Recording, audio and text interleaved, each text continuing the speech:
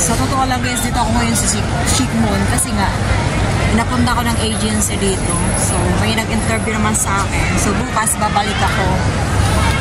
Kasi gusto akong kausapin ng asawa niya. Try and try. Alam niyo guys, itong place na to, pinupuntahan namin to ng dati kong amo. Pero ngayon, dito yung interview ko. Sa ngayon, pauwi na ako. Kailangan ko nang umuwi kasi anong oras na. Uwi pa ako ng North Point. So, ako yun sa Shikmon. So, ayan, Shikmon na yan. So, ano ako ng Chunmon. So, syempre, bababa ko ng highway o kaya Diamond Elsa lang para mas mabilis. Kasi nga, ang uuwian ko ay North Point. Ang North Point, pinakadulot, pinakababa pa siya. Ayan.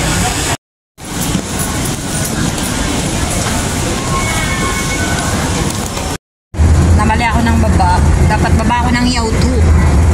Pero nakababa ako ng Lamtin pa lang. So, kaya babalik ulit ako rito. At yan talagang bababaan ko. Ayan, oh. Yautong yan, oh. Bumaba ako ng Lamtin. Balik ulit ako. Ay, nako. Isang station lang naman. Walaan ito. Diretso North Point na yan, eh. Ayan. Isang ano lang naman. Isang intersection. Up lang ako rito kasi nga wala nang laman to. Halos 40 plus yung nagastos ko kasi dun sa ano. Punta ng Shatin. So bukas babalik ako. Kailangan ko magtap-tap ulit.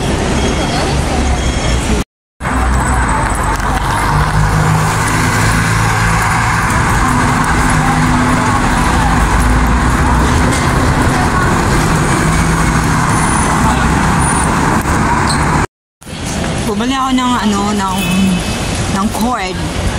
So alam nyo, itong cord na to medyo may kamahalan kasi nga sabi nung salesman, palitan mo yung pinaka mong cord, ito na lang yung ipalit mo, medyo madilim na dito.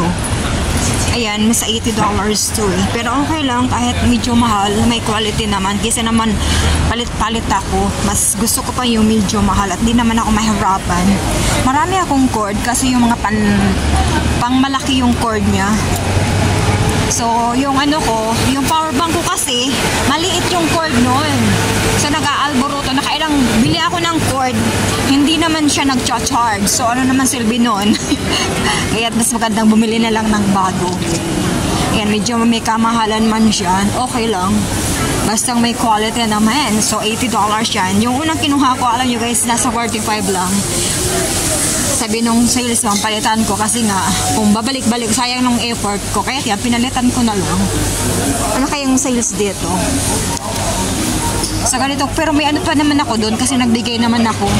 Pag ganito talaga, $10 na lang. Marami pa ako doon. May fruits pa ako doon eh. Bumili ako kahapon ng prutas, $20 yun. So marami pa doon. So baka naman di pa nung naubos kasi marami yun eh. So next time na lang ako bibili.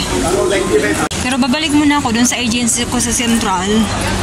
So medyo hapon-hapon na siguro ako pupunta ng Shatin. Kasi kailangan ko rin magpakita doon sa agency ko kasi sila yung nag-ayos ng ng visa ko. Nakakahiya naman. Baka sabihin nun, pagkatapos kung gawa ng visa, doon ako sa isang agency. Diba? So mga bandang hapon, babalik ako doon sa Shatin. Kasi nga kailangan akong interviewin.